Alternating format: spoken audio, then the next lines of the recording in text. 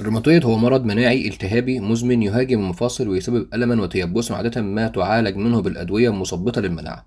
لكن هناك نهج علمي داعم للعلاجات غير الدوائية يمكن أن تحسن أعراض المرض وتخفف من الاعتماد على الأدوية. رقم واحد، النظام الغذائي. أثبتت تحاليل تولوي ل 51 تجربة سريرية أن الأنظمة الغذائية المضادة للالتهاب كالفيتامينات سي وبي 6 ودال وكي وإي والزنك والسيلينيوم والأعشاب كالكركم بذور الرمان والكرومبيري والأحماض الدهنية خفضت معدل نشاط المرض داس 28 اتنين، الصيام المتقطع والنظام المتوسطي. كشفت دراسة أن الصيام الشهري كما في رمضان خفض نشاط المرض لفترة مؤقتة ويفيد في فقدان الوزن وتقليل الالتهاب. كذلك النظام المتوسط الغني بالخضروات والأسماك والمكسرات والزيوت المفيدة خفض علامات الالتهاب مثل السي ار بي. رقم 2، العلاج الحركي والبدني.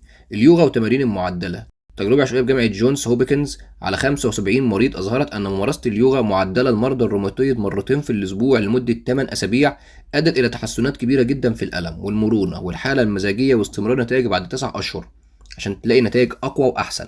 تمارين مثل التايشي، المشي، التمددات المفيدة وتمارين القوة ثبتت فعاليتها في تقليل الألم وتحسين الأداء الوظيفي.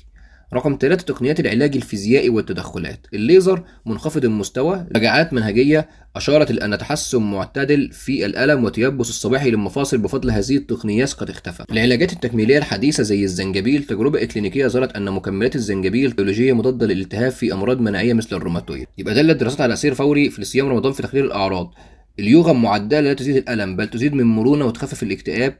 تمرين التايشي يمكن المفاصل من الحركة بسهولة أضخم دون الأدوية. فالتوصيات موجزة للمريض: ابدأ بالتدرج مع المشورة الطبية، صيام مؤقت واختيار حمية نباتية متوسطة، مارس اليوغا والتاي تيشي بانتظام مرتين أسبوعيا، فكر في جلسات ليزر، تابع طبعا مؤشرات السي ار بي والداس 28.